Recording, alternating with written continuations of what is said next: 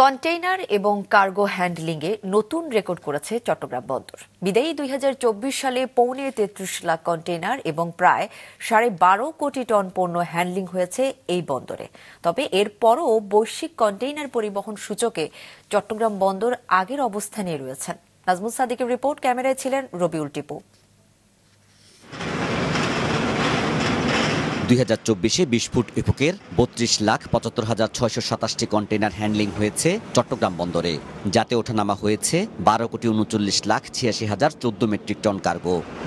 এ সময় জাহাজ হ্যান্ডলিং হয়েছে ৩,৮৬৭টি। ফলে গেল বছর কন্টেইনার হ্যান্ডলিং বেড়েছে ৭.৪২%, আর কার্গো হ্যান্ডলিং বেড়েছে ৩.১১%। এই বছর ৩.২৭ মিলিয়ন টিউস কন্টেনার হ্যান্ডলিং করেছে, যা ইতিপূর্বে সমস্ত রেকর্ড ব্রেক করেছে। একইভাবে ১২৩ million metric ton of cargo handling করেছে, সেটাও সম্পূর্ণভাবে ইতিপূর্বে সমস্ত রেকর্ড ব্রেক করেছে। তাছাড়া আমাদের জাহাজের যে ওয়েটিং টাইম ছিল গত অগাস্ট মাসে ৬ থেকে ৮ দিন, সেটা আমরা এখন ১ দিনে নিয়ে এসেছি। ব্যবস্থাপনায় পরিবর্তনের কারণে এই গতি বেড়েছে বন্দর কার্যক্রমে, এমনটা মনে করছে কর্তৃপক্ষ।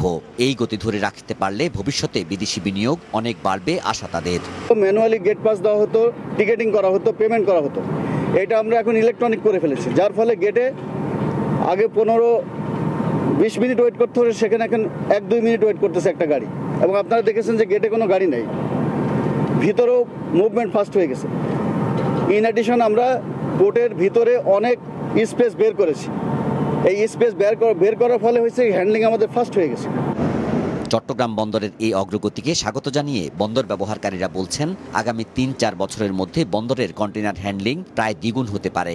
সে চাপ সামাল দিতে বে টার্মিনাল সহ বন্দরের উন্নয়ন পরিকল্পনাগুলো দ্রুত বাস্তবায়নে এখন থেকে কাজ করার পরামর্শ তাদের। ইনফ্রাস্ট্রাকচার এবং ইকুইপমেন্টের যে ইস্যু আছে, সেগুলি যেন সঠিক সময়ে সঠিকভাবে স্থাপন করা যায় এবং যে প্রকল্পগুলি হাতে আছে সে প্রকল্পগুলো যেন সম্পন্ন করা যায়। বিশেষ করে জাতীয় রাজস্ব বোর্ডের সিঙ্গেল উইন্ডো সার্ভিস প্লাস স্ক্যানারের যে সমস্যা আছে, এটা দ্রুততর সময়ে সম্পন্ন করতে হবে।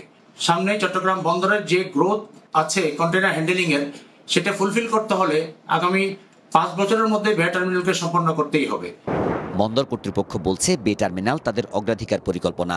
এরই মধ্যে বিশ্বব্যাংক $৬৫০ মিলিয়ন ঋণ দেওয়ার যে প্রতিশ্রুতি দিয়েছে তা পেতে উদ্যোগ নেওয়া হয়েছে বলছে তারা। জানায় আগামী মার্চ-এপ্রিলের মধ্যে এ বিষয়ে চুক্তি হতে পারে। নাজমুল সাদিকি, মাছরাঙা সংবাদ, চট্টগ্রাম।